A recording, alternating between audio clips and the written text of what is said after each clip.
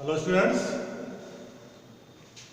Online class में मैं देवानंद श्रीवास्तव आपको अपने इस एक नए वीडियो के साथ एक बार फिर से आपके बीच में उपस्थित हुआ हूं।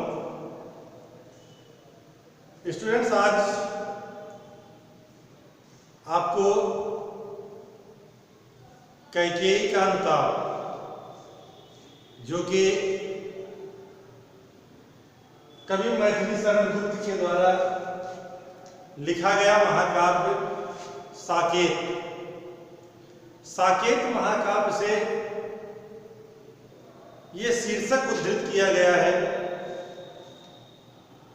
जो आपके पाठ्यक्रम में कैकेयी का अनुताप शीर्षक नाम दिया गया है, जिसमें स्टूडेंट्स आपको उस समय का वर्णन पढ़ना है कि जिस समय श्री रामचंद्र जी को कैकेयी के कहने पर राजा दशरथ ने 14 वर्ष का वनवास दिया था, और इस वनवास की अवधि में जिस समय भगवान श्री राम, लक्ष्मण और सीता जी चित्रकूट में निवास कर रहे थे, उसी समय अयोध्या में जब राजा दशरथ की मृत्यु के पश्चात भरत जी का आगमन होता है और उन्हें पिछले दिनों घटित हुई सारी घटनाओं का जब पता चलता है, तो भरत जी अपने बड़े भाई श्री राम को वापस अयोध्या लाने के लिए चित्रकूट जाते हैं, और चित्रकूट में श्री राम से उनकी भेंट होती है, और उसी चित्रकूट में जब श्री राम भरत के साथ बैठे हुए हैं, और ये वृत्तांत उस समय का है कि सारे अवध की जो भरत के साथ प्रजा गए थे, जो उनके मंत्री के गए हुए थे, जो गुरु गए हुए थे, उनके साथ जो माताएं गई हुई थी, सभी लोग शाम के समय भगवान श्री राम की पर्णकुटी के सामने बैठे हुए होते हैं, और इस समय उसी चित्रकूट के बाहर का दृश्य है कि सब लोग एक दूसरे के साथ बैठे हुए हैं, और वहाँ की जो प्राकृतिक छटा है वो सबसे पहले कवि वर्णन कर रहे हैं कि चित्रकूट की प्राकृतिक जो छटा है वो कैसी है, और इस रात के समय में वातावरण कैसा लग रहा है, इसका वर्णन यहाँ पर किया गया है। तो सबसे पहले देखिए लिखा है कि तदंतर बैठी सभा उदज के आगे, नीले बितान के तले दीप बहु जागे। तदंतर, तद अंतर माने इसके बाद, बैठी सभा उटज के आगे, उटज माने होता है कुटी, कि इसके बाद भगवान श्री राम की कुटी के आगे सभा बैठ गई, और नीले बितान के तले दीप बहु जागे, और नीले आकाश के, रात का समय था, और उस रात के समय जो नीला आकाश था वो तारों से जगमगा रहा था। तो नीले बितान के तले दीप बहु जागे, और उस नीले आकाश के नीचे बहुत से दीपक जल रहे थे। टकटकी लगाए नयन सुरों के थे वही। भगवान श्री राम की कुटिया के सामने जो सभा बैठी, उस सभा के बैठने के कारण वहां बहुत से दीपक जल रहे थे। तो उन दीपकों देखकर कि नीले बितान के तले दीप बहु जागे, कि नीले बितान आकाश, कि नीले आकाश के नीचे जो तारे टिमटिमा रहे थे, वो तारे ऐसा लग रहा था कि मानो बहुत से दीपक जल रहे हैं। टकटकी लगाए नयन सुरों के थे वह। कब कहता है कि वो तारे रूपी दीपक नहीं हैं, बल्कि उनको देखने से ऐसा लगता है कि वह इस सभा के ऊपर अपनी टकटकी लगाए, माने एक दृष्टि जमाए हुए नयन सुरों के थे वह, देवताओं के नेत्र थे। कि उन्हें देखकर ऐसा लगता था कि वह तारे नहीं हैं, बल्कि वह इस सभा के ऊपर अपनी टकटकी लगाए हुए, अपनी दृष्टि जमाए हुए देवताओं के नेत्र थे। परिणामोत्सुक उन भयातुरों के थे वह, जो इस सभा के परिणाम को जानने के लिए उत्सुक हो रहे थे और भयभीत लग रहे थे। यानी देवताओं को इस सभा को देख करके मन ही अंदर भय हो रहा था, उनके मन के अंदर भय हो रहा था, और इसी कारण से वह इस सभा का परिणाम जानने के लिए इसके ऊपर टकटकी लगाए हुए अपनी दृष्टि जमाए थे कि राम और भरत के बीच यहाँ पर जो वार्तालाप होगा इसका परिणाम क्या निकले। उत्फुल्ल करौंदी कुंज वायु रह रहकर, और इसी बीच में उत्फुल्ल खिले हुए करौंदे के कुंजों से रह रह करके जो वायु आ रही थी, जो हवा आ रही थी, करती थी सबको पुलक पूर्णिमा महत्व। वह खिले हुए करौंदे के कुंज से आने वाली वायु, सुगंधित हवा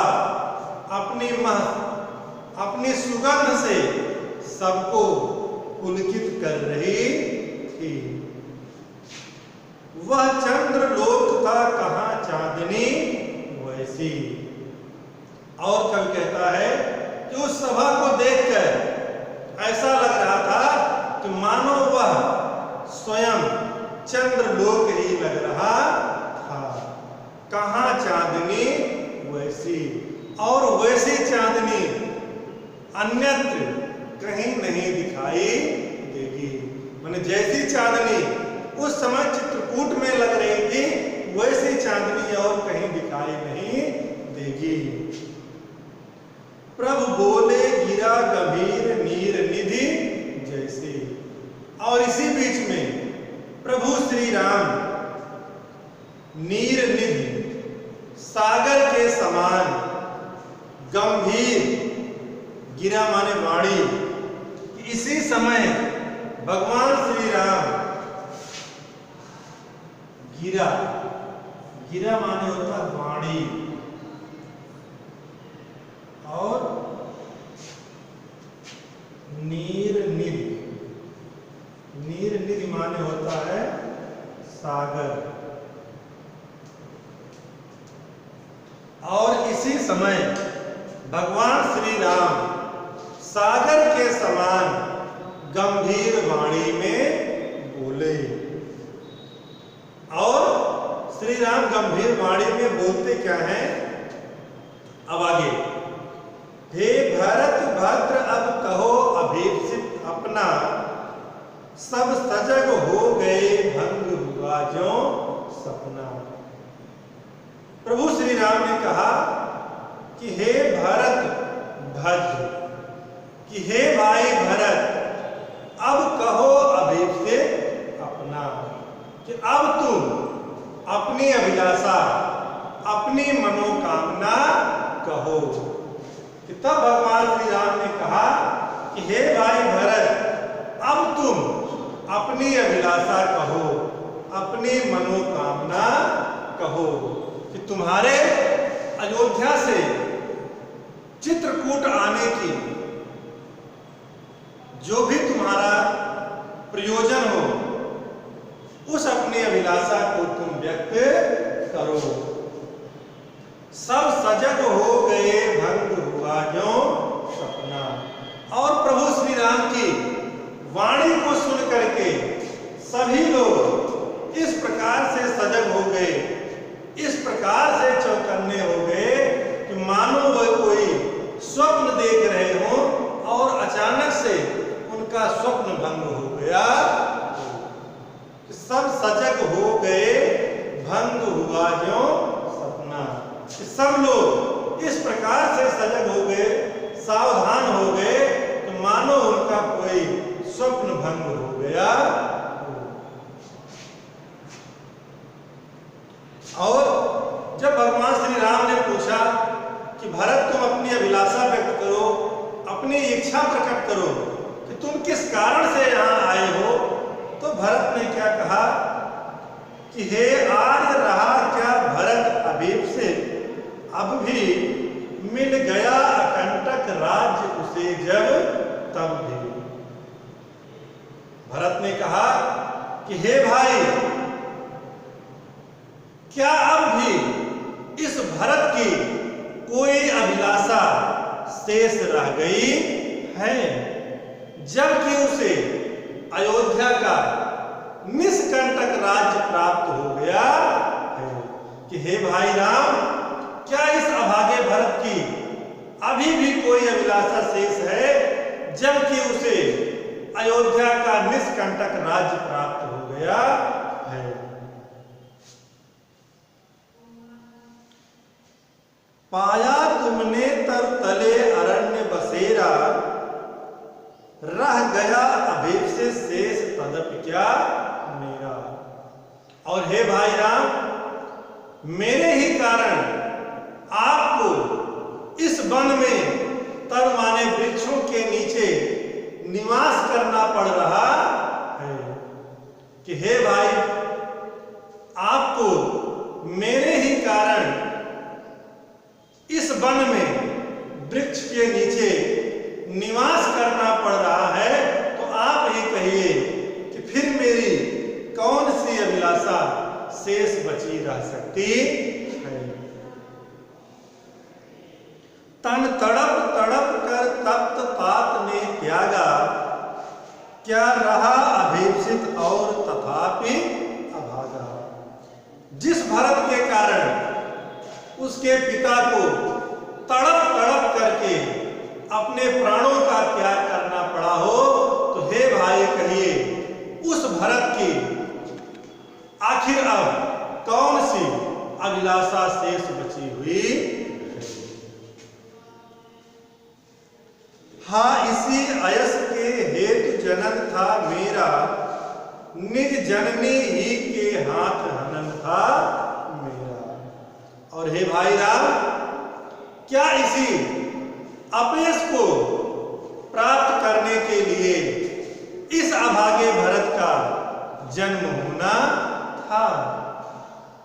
कि हाँ, इसी अयस के हेतु जनन था मेरा। कि हे भाई राम, इसी अपयश को प्राप्त करने के लिए इस संसार में मेरा जन्म होना था। निज जननी ही के हाथ हनन था मेरा। और निज जननी अपनी ही माता के हाथों क्या मेरा चारित्रिक हनन होना था, क्या मेरा चारित्रिक पतन होना था।